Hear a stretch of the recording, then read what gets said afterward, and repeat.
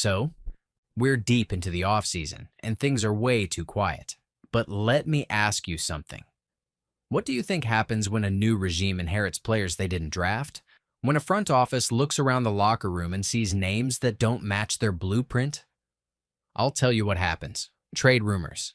And right now, there are 4 Raiders who might be on that invisible chopping block. And trust me, the reasons behind each name are more complicated than fans think. What's up, buddies? Welcome back. If you are new here, make sure you hit the subscribe button. We cover all AFC West news here on this channel. Look, before anyone jumps the gun, no, I don't want these guys to be traded. Let's make that clear up front. I think every player I'm about to talk still has real value to this team. But this isn't about wishful thinking. This is about being honest about the front office's behavior, the direction of this roster, and how certain names just don't fit into the new puzzle anymore. Let's start with Dylan Parham. He's not a flashy name. You're not going to find him trending on X, but he's been a dependable presence on the offensive line for the past 3 years. Nearly 3,000 snaps played in the NFL. Started at left guard, center, right guard. The guy's done it all. And yet, here we are in June, and he's in a straight-up position battle with Jordan Meredith. Yeah, Meredith. Now, if Meredith ends up winning that job, then what? Parham's probably thinking, I've started for 3 years in this league, and now I'm riding the bench? That's the kind of situation that leads to trade requests. Whether they get leaked or not, from a cap standpoint, it actually makes sense. If the Raiders moved Parham, they'd save $3.7 million. The team acquiring him would take on that number, while the Raiders would only eat about $228,000 in dead money. Not a bad deal if you're a front office trying to find wiggle room.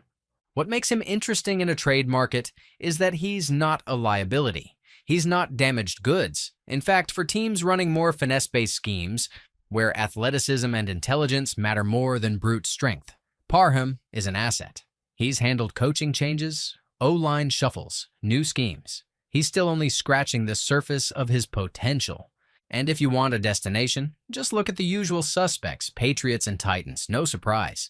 Dave Ziegler's now with the Titans. Josh McDaniels is calling plays in New England. Those guys drafted Parham. They trust him. If a deal goes down, I wouldn't be shocked to see him land with one of them.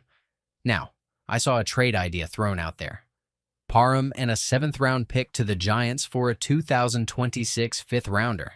Not flashy, but practical. The Giants need help on the interior. They've got Greg Van Roten, Jermaine Elweminor. Next up is a name I really didn't think would pop up in these conversations so soon. Trey Tucker. And no, this isn't about production. Tucker's shown flashes. He's got 4.4 speed. He's a legit field stretcher, and he's surprisingly physical for his size. Even called pound for pound the strongest player on the roster by some inside the building. But here's the problem. The writing's kinda on the wall. The Raiders drafted Jack Beck, Donta Thornton Jr., and Tommy Mellott, 3 new receivers under a new regime. That's not a coincidence. When a new front office drafts that many receivers, especially with specific skill sets, that's a message. Tucker's also only got a $1.2 million cap hit, and if traded, the team saves that full amount while eating just $214,000.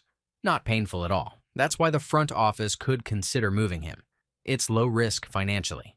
And here's the thing, Tucker had 47 catches for 539 yards and 3 touchdowns last season on one of the worst coached offenses in the NFL. That production looks a lot better when you remember who was throwing him the ball. So if I'm another GM, I'm asking myself, can this guy be my wide receiver 3 or 4 and contribute immediately on special teams? That's a yes. Again, keep your eyes on the Patriots and Titans. McDaniels and Ziegler probably still like him. But also, maybe a team like the 49ers, where injuries pile up fast, or even the Steelers, if they're still reshaping their WR room post-Pickens drama. One wild trade idea, Tucker for Greg Newsome II. Now, I'm not saying it's fair value, it's probably not, but hear me out. The Browns are looking to shed salary. Newsome's 5th-year option is north of $12 million, and his play has dipped. The Raiders need a slot corner. The Browns need cheap depth. Tucker's from Ohio, right near Canton. He'd probably love to play close to home. So, maybe. Stranger trades have happened. Now let's talk about the most polarizing guy on this list, Tyree Wilson. If you're a fan, you're either completely bought into his potential or you're completely out after what we saw last season. I get both sides. The guy was the number one, 7th overall pick in 2023, but last year, he looked like a rookie who wasn't ready, because that's exactly what he was. He was thrown into the fire way too soon because of the Chandler Jones debacle, and he was coming off a serious foot injury.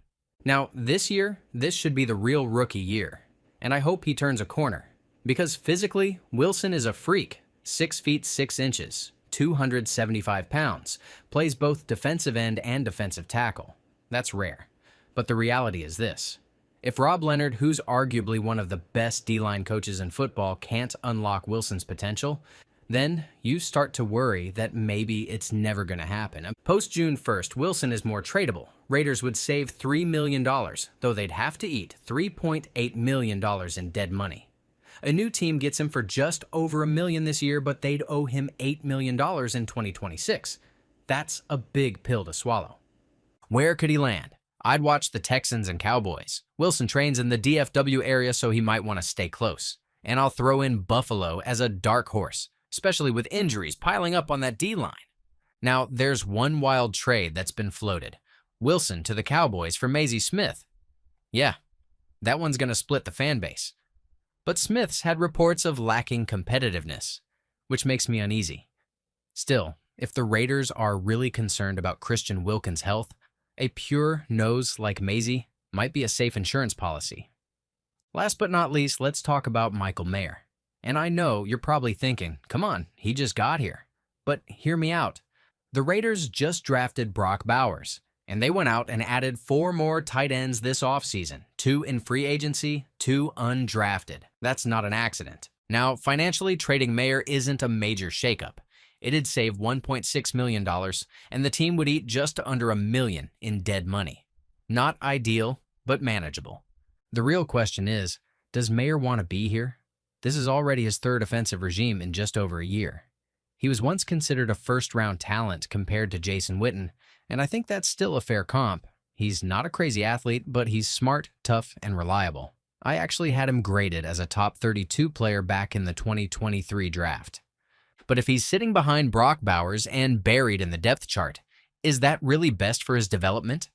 The Jaguars make the most sense to me as a landing spot. It's probably the only team on that list where he could immediately compete for the TE1 job. The Patriots, Titans, Bengals, and Dolphins are also in the mix, but if Mayer wants a true opportunity, Jacksonville gives him the clearest path. One possible trade, Mayer to the Jags for a 2026 5th-round pick. It's not sexy, but it's practical. So here's the bottom line. Dylan Parham, Trey Tucker, Tyree Wilson, and Michael Mayer all have real value. Not just to the Raiders, but across the league. And even though I hope none of them get moved, we've got to be honest about what's going on. New front office, new coaching staff, new vision. That almost always means roster shakeups, even with players we're emotionally attached to. If I had to guess which one is most likely to get dealt, I'd lean Tucker or Parham. Mayer and Wilson probably have too much untapped potential, and I think the front office still wants to see what they have. But I'll leave it to you. Who do you think actually gets traded? Drop your pick in the comments, or if you're like, nah, none of these guys are going anywhere, let me know that too. And hey, make sure you're subscribed, because this offseason might look quiet now, but the fireworks could come sooner than you think.